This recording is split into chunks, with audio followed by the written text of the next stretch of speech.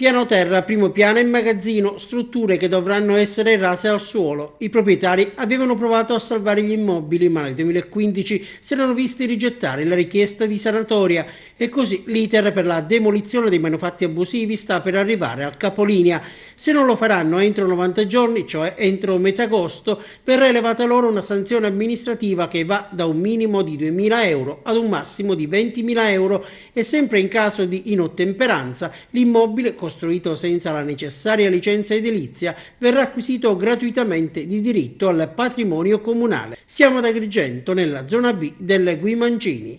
A firmare nelle ultime ore l'ingiunzione all'abbattimento dell'abitazione è stato il dirigente del quinto settore territorio e ambiente di Palazzo dei Giganti.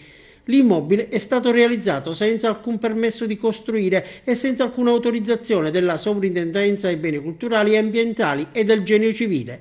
L'intero immobile, magazzino compreso, dovrà dunque essere demolito a spese dei proprietari, che dovranno anche ripristinare lo stato dei luoghi entro 90 giorni dalla notifica. Se non provvederanno autonomamente, dunque ad Agrigento torneranno le ruspe in azione per continuare l'opera di contrasto al fenomeno dell'abusivismo.